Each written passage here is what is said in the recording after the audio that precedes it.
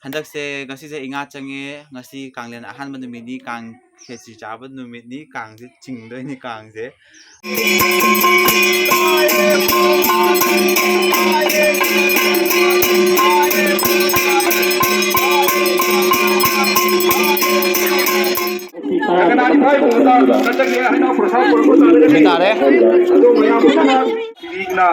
ꯊꯣꯛꯄꯤꯔꯦ ꯍꯥꯏꯔꯒ ꯉꯁꯤꯒꯤ ꯀꯥꯡ ꯌꯥꯇ꯭ꯔꯥ ꯑꯁꯤꯗ ꯌꯥꯎꯔꯤꯕ ꯈꯨꯗꯤꯡꯃꯛꯄꯨ ꯑꯩꯅ ꯊꯋꯥꯏ ꯍꯛꯆꯥꯡ ꯌꯥꯎꯅ ꯊꯥꯒꯠꯆꯔꯤ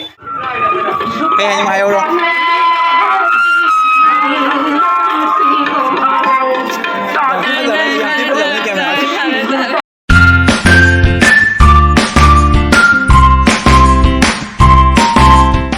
Hi ma'am punamak welcome back I amukka lae kainoneba aise tha amarom di pharamani aina ai last oina aina live concert ama isai hapupado ko adu loraga phreto handak se ngasi se inga change ngasi kanglen ahanba numini kang khesi chaba numini kang se chingdoi ni kang se adu myam ngasi aisu video se habda ba kuire kuiman na ikai re kai haidana khangde ba ikai ro haibam thoktre ba tawmandana so kang jingbagi blog se mayam su dum hamna rakani khalle do aigisu aigi oibado mayam da entertain tawna honara ke mayam dum yengbiyo hanadagi support tawbagumna adum mayam yengminarasi kainoni handak se akhoi corona sina su ko chahi ani ahum lon se kang jingba ngamudre ba ko mayam puna masu sum khangi baduni aduna handak se ngasi sakta weather su dum phai adum ngasi jingnian sille ba kang se do mayam yengminarasi akhoi khungi su kamain tawba adum yengbiyo mayam nungai ado kemain tawba yengas didi ko loshalaga dum mai hurengi do hapage hi mayam masidi kainoni akhoi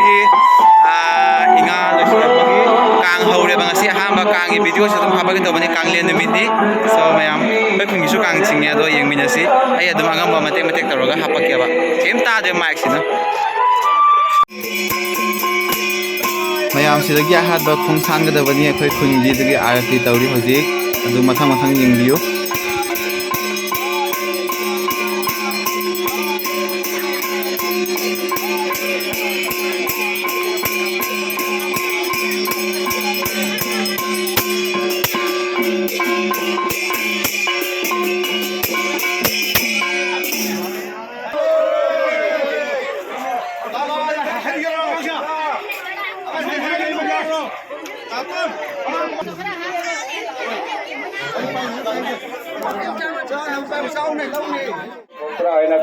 Si jaune se ami waraba matamda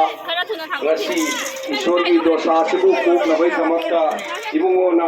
dumthong khuding thonga dale popiri haraga apa phata puna ko ngakpi bagi tamakta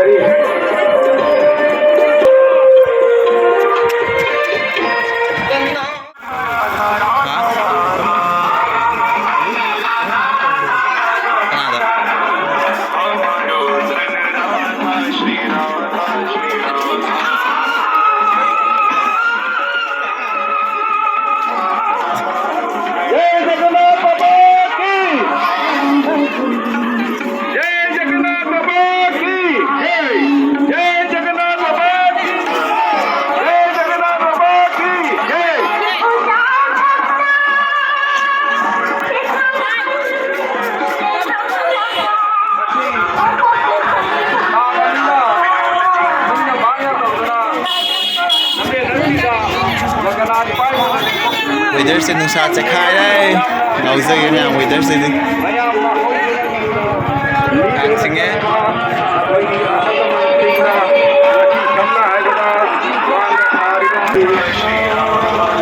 ai kuira matunga nam me video se kangle numi to ina thore horen ke chi chawa sa hapak ke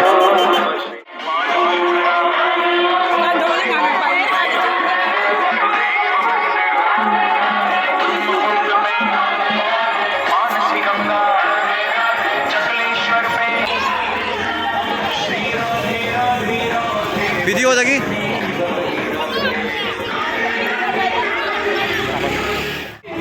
ꯃꯌꯥꯝꯅ ꯊꯧꯔꯤ ꯄꯥꯏꯕꯤꯅꯤ ꯍꯥꯏꯔꯒ ꯑꯩꯅ ꯅꯣꯂꯨꯛꯇꯕ ꯂꯣꯏꯅꯅ ꯍꯥꯏꯖꯔꯤ ꯃꯔꯝꯗꯤ ꯂꯝꯕꯤ ꯂꯝꯖꯥꯎ ꯑꯁꯤ ꯂꯣꯏꯅ ꯊꯠꯆꯟꯕꯤꯒꯅꯨ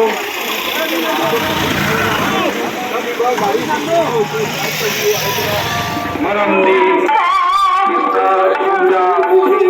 ꯂꯤꯁꯤꯡ ꯑꯅꯤꯒ ꯃꯥꯄꯜꯗꯒꯤ ꯍꯧꯗꯨꯅ ꯃꯌꯥꯝꯒꯤ ꯑꯋꯥꯕ ꯄꯨꯔꯝꯕ चही परिपूर्ण नाल भरमी मतुंदा चित्त कुंजा लिसिंगरिया का कुंडिथोय इंगागी दिनी पांबा इराय नुबी सत्तला नसी इराय नुबो जगन्नाथना निंदी हौला मयामगी मैम कल्याण यंगबियो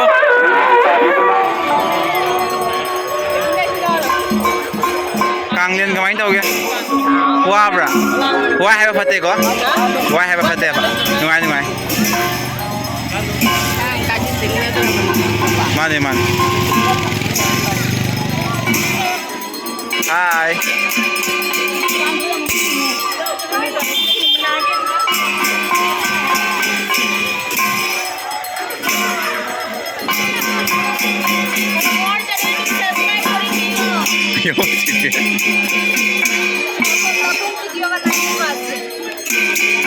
चैनल का नाम बताओ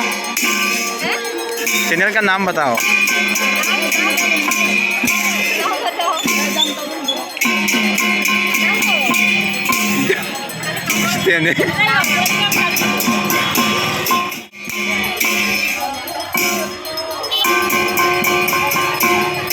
आरती तौरी मुझे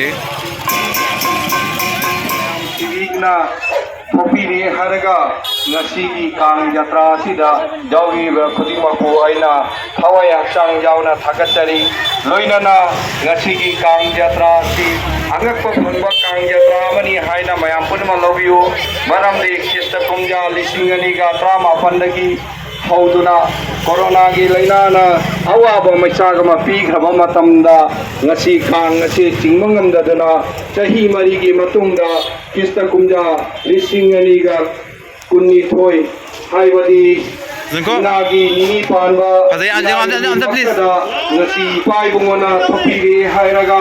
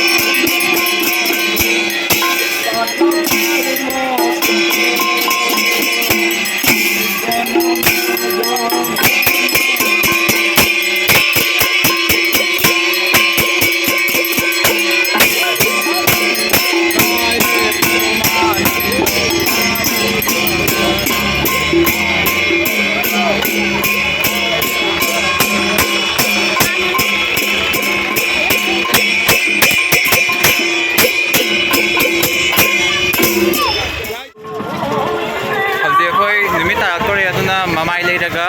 akhoi thangnaba khunlom dong chaludoi hojik akhoi tarong bok thore do mayam sum yengdio ai adum hapake hore nimidang mai su khechi chawa hapake mayam dum yengdio so punuma pu hanu makta happy kanglen na haijage mayam ai video su upload tawak tabak kuire do ngasi se sum try tawbani tawsi aina do mayam yengmina se Hare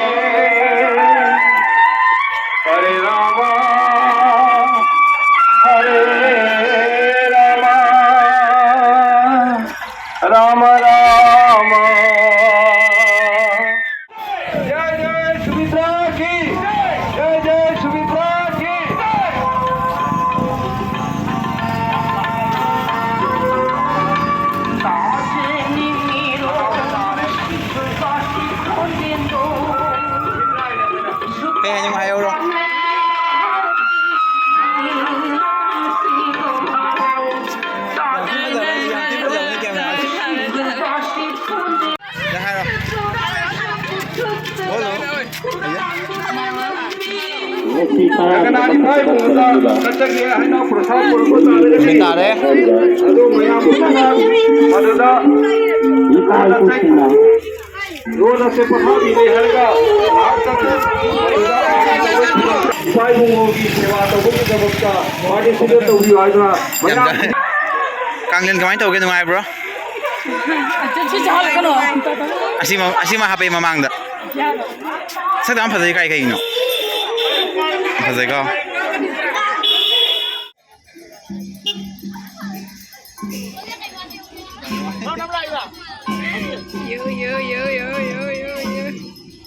Yang kencing kan dunia.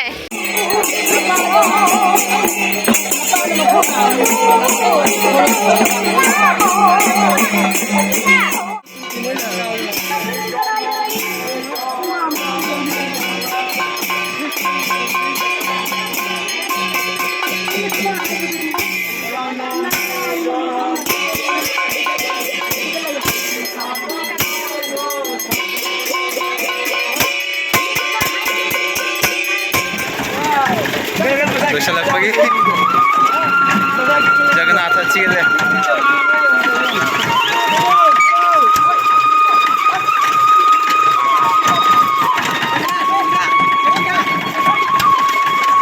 Jagannatha chile.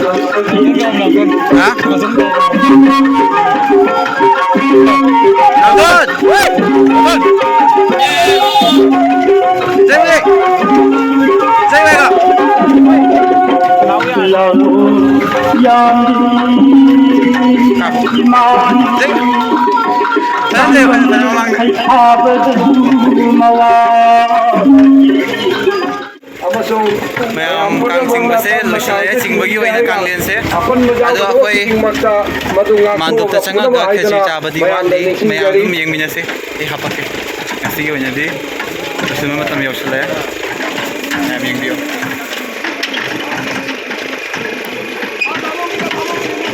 loshaya ya ba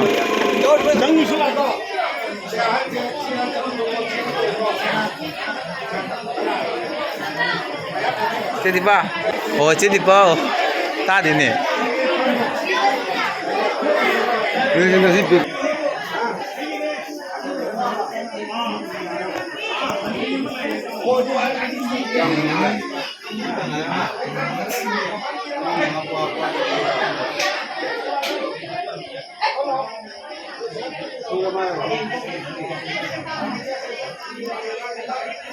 Sure.